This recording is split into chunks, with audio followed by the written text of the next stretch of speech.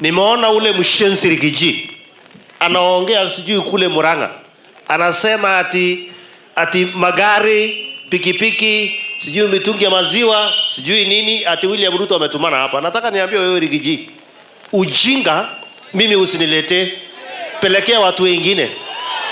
Mimi nimefanya kazi kwa miaka mingi.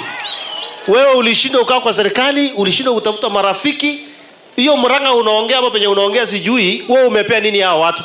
Kazi yako kila siku ni kuamka na kuhara kwa mdomo yako. Unahara kwa mdomo yako. Hakuna siku unapanga mambo ya maendeleo.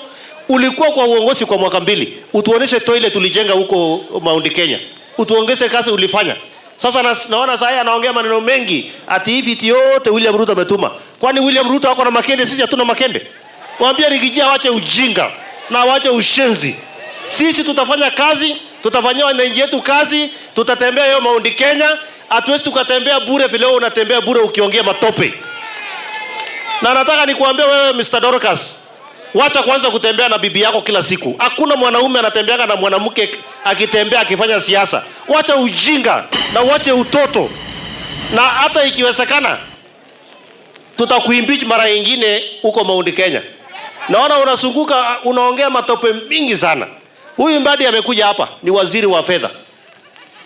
Ukiuliza Mbadi hata shilingi moja ya serikali kama iko hapa, yeye mwenyewe ametuletea 1.5 million kuongezea kutoka kwa mfuko yake. Wewe kazi yako ni kuongea tu asubuhi William Ruto. Ukilala William Ruto. William Ruto ni bibi yako. Si uende utafuta William Ruto wewe akue Dorcas